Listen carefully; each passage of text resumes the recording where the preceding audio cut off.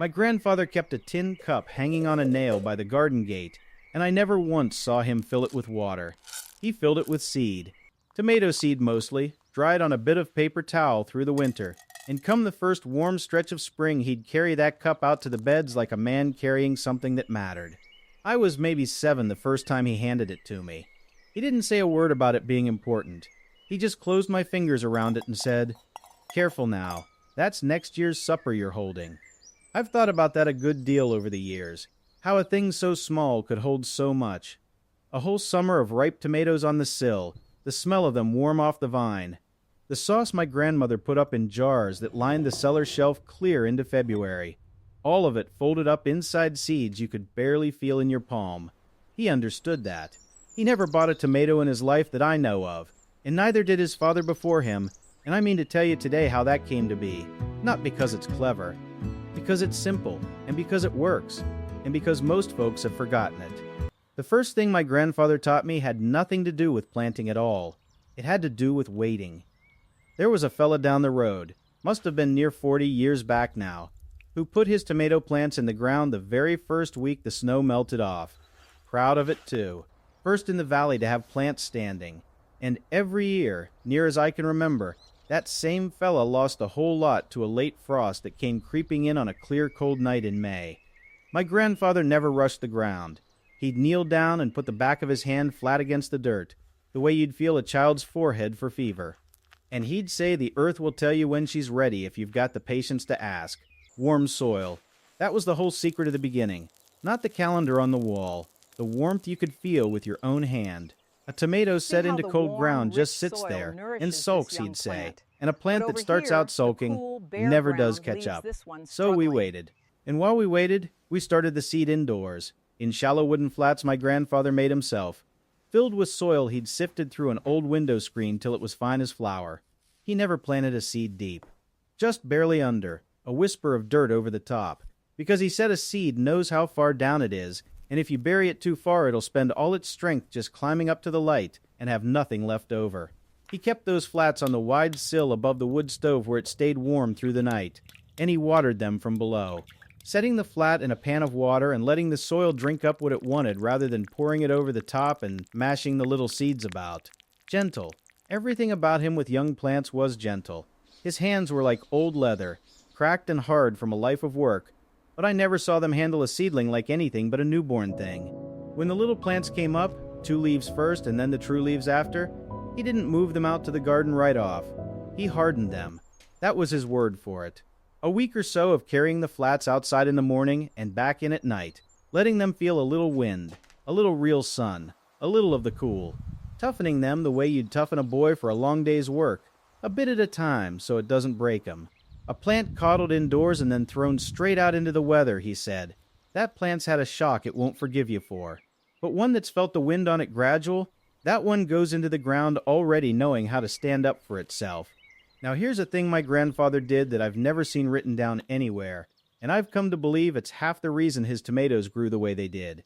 When he set a plant in the ground, he planted it deep, deeper than seemed right. He'd pinch off the lower leaves and lay a good part of that stem down under the soil, sometimes on its side in a shallow trench with just the top few inches sticking up. Anybody watching would have thought he was burying the poor thing. But a tomato, he'd tell me, isn't like other plants. Every bit of that stem you put under the ground will grow itself roots. And a plant with roots running deep and wide is a plant that can drink when the dry weeks come. A plant the wind can't tip over. A plant that feeds its fruit from way down where the ground stays cool and damp long after the top is baked hard. So he buried them deep, and he never once regretted it. The plants that looked half drowned in June stood taller and heavier with fruit come August than any I've seen since. He was particular about where they went, too. Never the same bed 2 years running. He kept it all in his head, and later I kept it for him when his memory started to slip tomatoes here this year. So beans there next, and the tomatoes moved on to where the corn had stood. The ground wears out if you ask the same thing of it over and over, he said, same as a man does. You've got to let a patch of earth rest from one crop by giving it another. There was a sickness that used to get into the tomatoes, a wilting that had come up out of the soil and take a plant down from the bottom.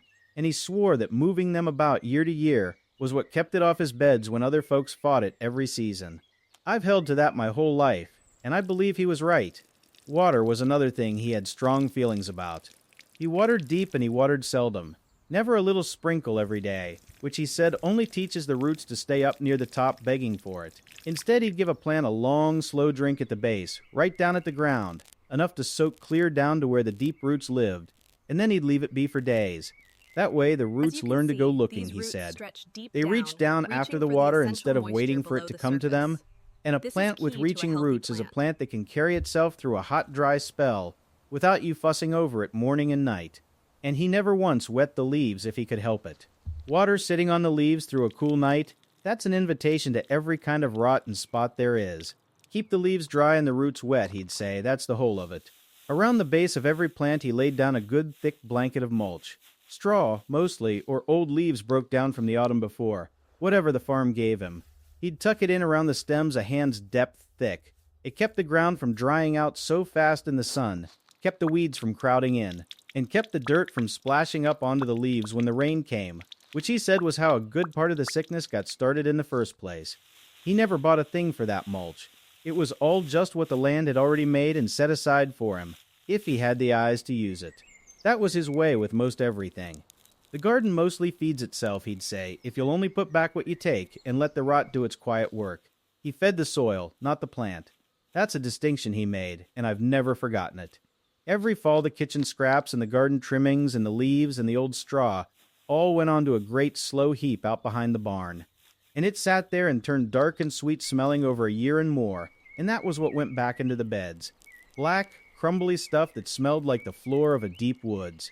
You feed that to the ground, he said, and the ground will feed the tomato better than you ever could, and it'll never burn a plant or push it too fast the way the quick stuff does. A tomato grown fast and soft doesn't taste like anything, he said. A tomato grown slow in rich living dirt. Now that's a thing you remember all winter. As the plants grew tall, he tended them like he was raising children. He'd pinch out the little shoots that came up in the crook where a branch met the stem suckers. He called them on the ones he wanted tall and strong. So the plant put its strength into fruit instead of spending it every which way on more and more green. And he tied them up, gentle, to stakes he'd cut from the woodlot, using strips of old cloth so as not to cut into the stem as it thickened.